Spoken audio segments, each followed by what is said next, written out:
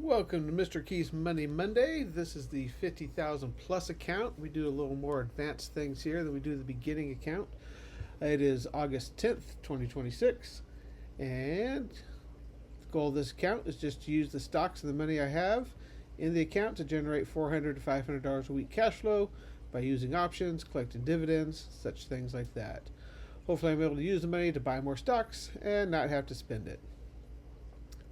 Remember, this is a journey in my account. I'm going to share it with you for informational purposes only. Not recommending any of this for you guys. If you want to follow along, remember it's at your own risk. Investing involves risk. Make sure you use a paper trading account until you're ready to use real money. Please like and subscribe to the channel if you want to follow along and see how I do.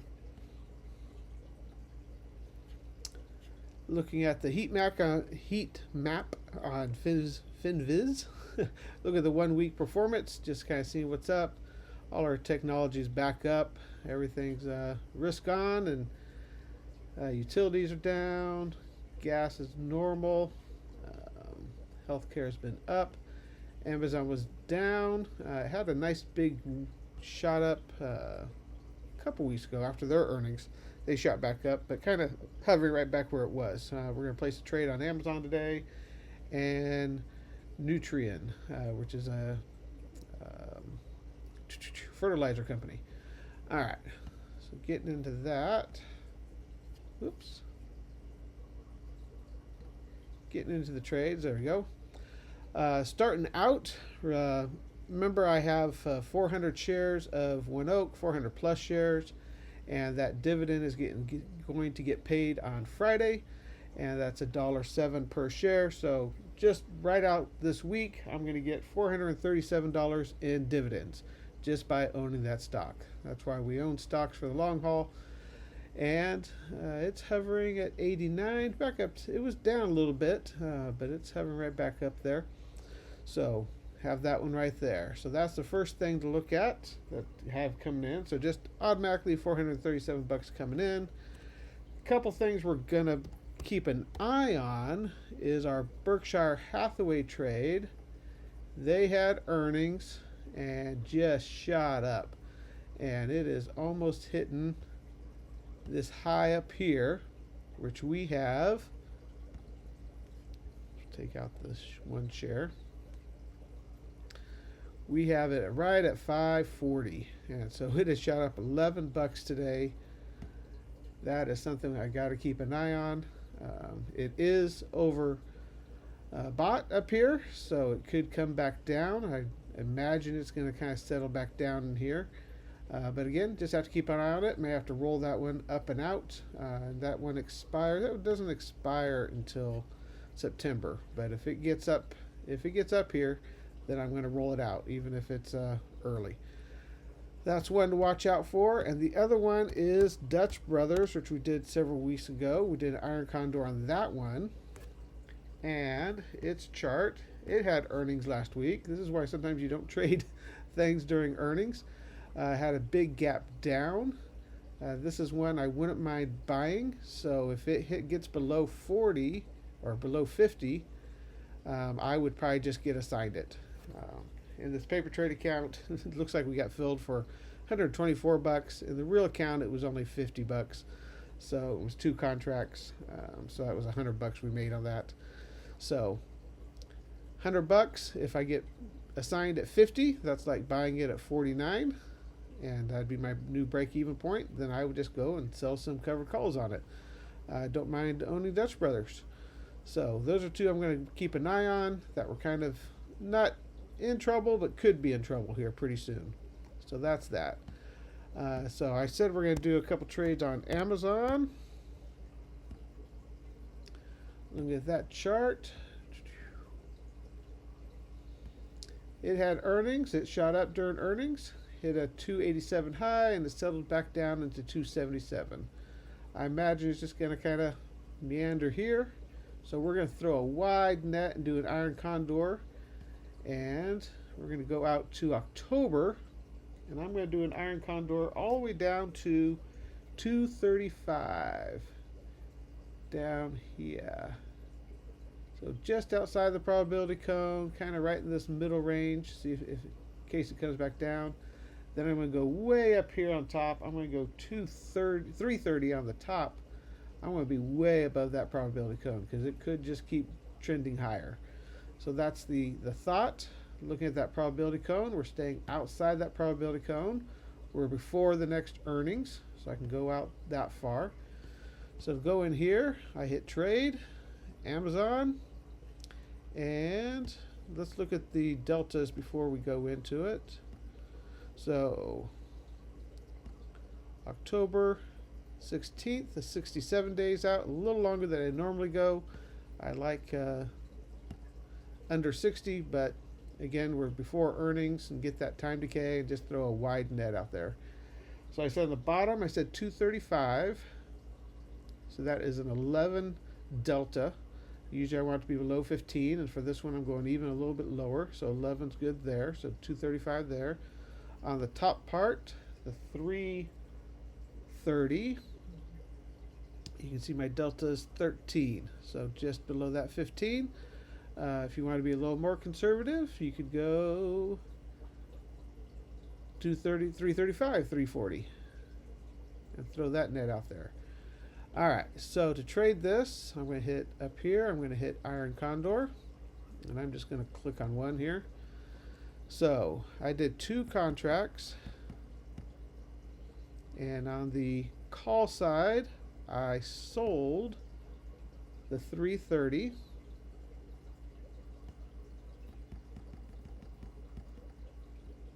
And I bought the 335 as my insurance. Especially since I don't own the shares, I can't just sell a call with my clearance. Okay, so that was the call side. The put side, I went 235, so I sold the 235. And I bought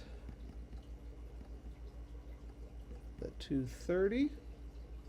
So 85 cents is about what I can get for that if I go and analyze that trade. And that's what I got filled in my live account. Started at 90, but got filled at 85, I believe. No, I did get filled at 90. Yep, got filled at 90. So analyze trade. For Amazon. We're in the margin account.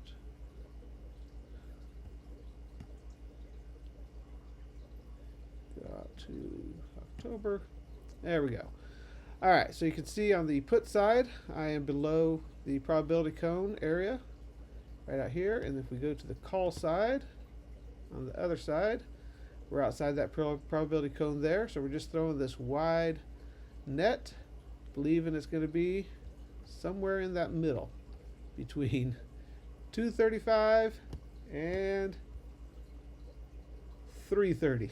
So almost a 100-point spread, just kind of in there. To get that 170 is what we get here. Let's see if I can get the...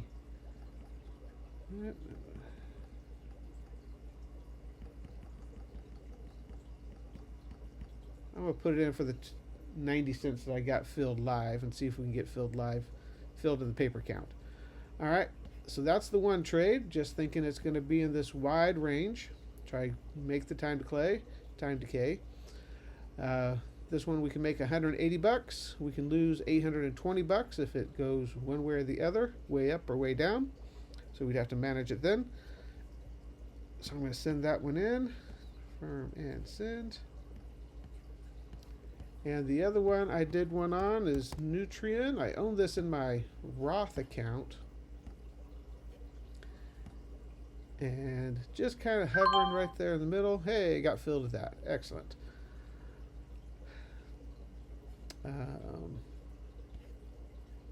Just kind of hanging out in the middle. Earnings out here, dividend there. Earnings are again not till November, so I feel comfortable doing this one here. This is stock I wouldn't mind owning, so I'm going to be a little aggressive on the put side and say 60. That's below this support area.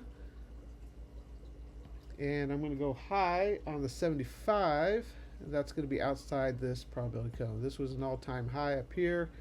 Um, so I don't think it's going to get back up there, especially between now and its next earnings. So just going to place a 75.80 call credit spread on the top. And I did this in two separate transactions because it's not as many contracts.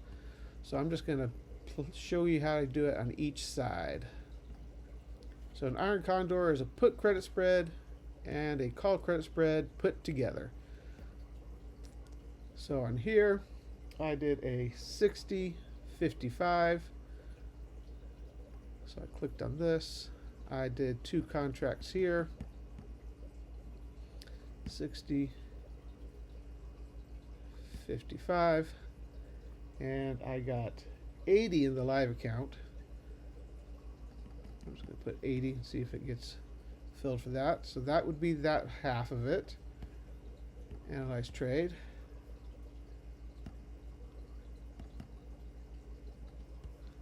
So you can see this is going to be inside that probability cone. That's the gray area where they think the stock could be. But again, I wouldn't mind owning it at 60. And so if I can get paid 160 bucks, again, that puts my break-even point down here at like 59.18. But then I'm going to sell the call side and bring in a little bit more money. So you can see on this side, 160. I'm risking 840 bucks. Let's send that in.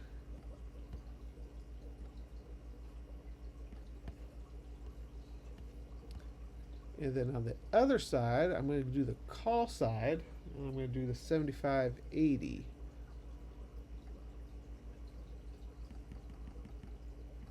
I did two there, 75.80.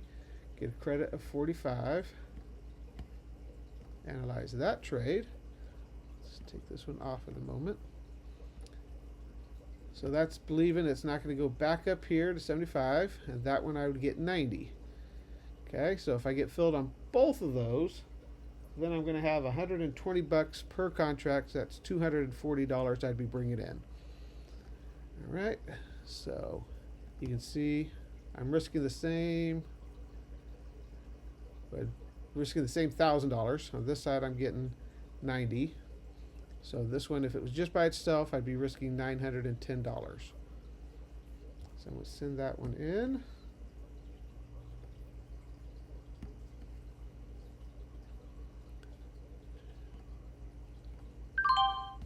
All right, we got the put side filled. So we got that side filled here.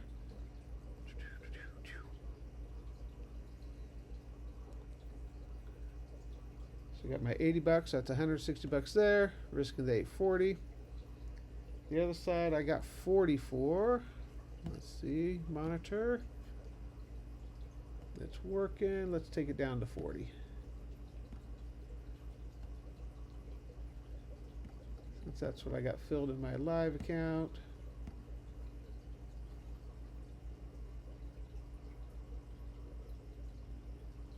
Come on.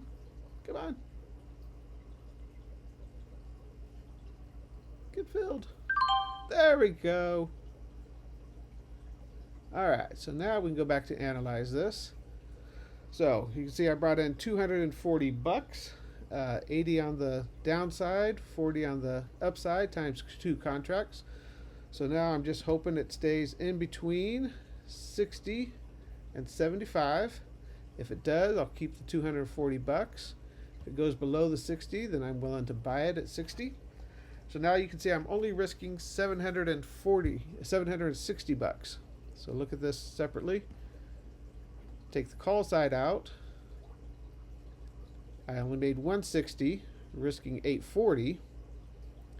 But you add the other side in, brings my top line up to 240, and I'm only risking 760. So I've lowered my risk by playing it both sides that way. So I hope that makes sense.